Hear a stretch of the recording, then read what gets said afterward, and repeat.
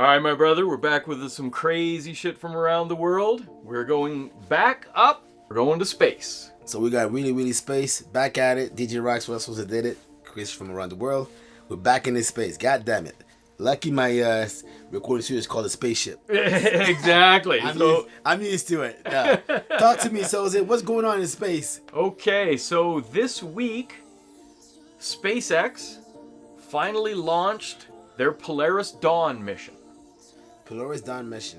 SpaceX. So Polaris Dawn is a privately funded mission by a CEO of a company called Shift4 called Jared Isaacman. This is the first of 3 planned missions.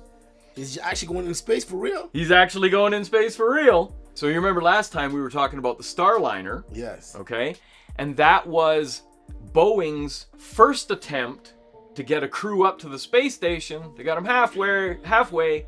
Their ride got busted, and they sent the Starliner back last week uncrewed. This is the contrast between Boeing and SpaceX, because this is the 14th time that SpaceX has put humans into orbit. Starliner was the first time.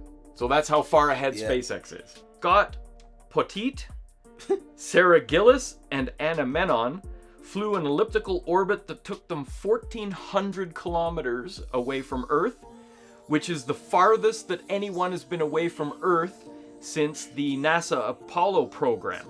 Wow. I believe in 71 was the next, was a long time basically ago. Going to the moon. That was the last time they were further out than these guys were. And no one has been to the moon since. Not a bitch. Crazy, right? Yeah. So as you're going to see, they do the first civilian crew spacewalk in history. Prior to this, anytime there's been a spacewalk, it was always government astronauts that were doing the spacewalk. Well, this is pretty cool because the suit looks way more futuristic and less thick than NASA. For so sure. That looks pretty cool. That looks like a movie right there, but it's actually real. One of the big goals in this mission was to test SpaceX's new spacesuit. Because if they're going to be using Starship, they may potentially need thousands of these suits. My question to you, he could have died then if he's testing this. Oh! Yo, that's crazy. So it's even crazier than that because there is no airlock on a Dragon capsule. It's too small. So they had to open the entire cabin to vacuum. So everybody's in. So everybody technically spacewalked on this one. Wow. And so Jared Isaacman went up through the portal. You can see the video of the helmet cam. So they actually had a camera like a GoPro strapped to his helmet. And so you could see the first view of a civilian poking his head out of the port on the Crew Dragon capsule. Yep. They depressurized the capsule, which took about 30 minutes. Jeez, that long, eh? Wow. He spent just shy of 8 minutes outside. Okay. And then he switched with Gillis, who spent about 7.5 minutes out. And they were essentially, you can see them moving their arms and twisting and doing things with their wrists. And they're essentially testing out all the joints and the maneuverability of the spacesuit while in vacuum. Because it behaves differently on Earth when you have gravity and you have air pressure around you. So what's going on with that thing, the parachute with this right here? They were basically up there for 3 days. The spacewalk was on the 3rd day. So they landed in the Gulf of Mexico near Florida on the 15th of September at 3 a.m. So the video that you can see there is actually thermal video because it's pitch black. It's 3 in the morning. Yeah. You can see how white the capsule is. That's the retained heat from coming back through the atmosphere. Unbelievable. And then they have a big drone ship come out and they actually hoist the whole capsule up out of the water before they crack the door and let everybody out. So the people who actually were there in space, were they trained astronaut or just regular people?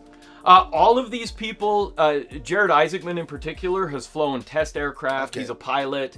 A number of the other of them have pilot background.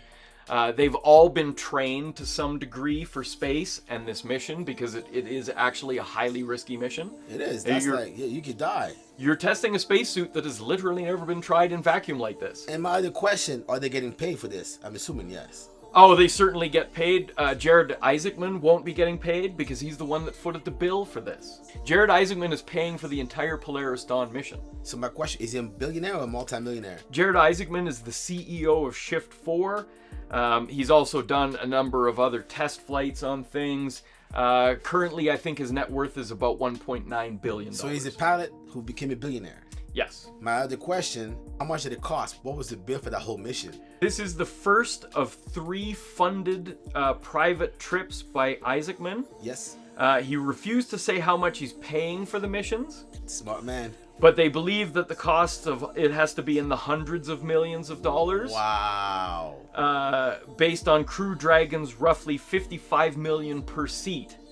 Just imagine that, people. Over hundreds of $1 million just to test this suit, and he's taking care of the bill. My question, so is it a tax write-off? Well, it's certainly a tax write-off, so he's not going to have to give all that money to Biden. It is also very likely that he's not paying the full $220 million, 4 seats times 55, because they're testing SpaceX suits. So Elon got the rest of the tab, probably. So they're probably splitting it in some way. I mean, at the end of the day, it's a good for everybody. 100%. And this is Jared's second flight up. Well, they're definitely going way further than NASA is going right now. They're definitely pushing the envelope. That's good. And, you know, at the just about half the cost of what it costs for a Starliner ticket up, and Starliner doesn't even work yet, you know, this is the future of space. Amazing. Great stuff. DJ Rocswell, Soze did it. We're out.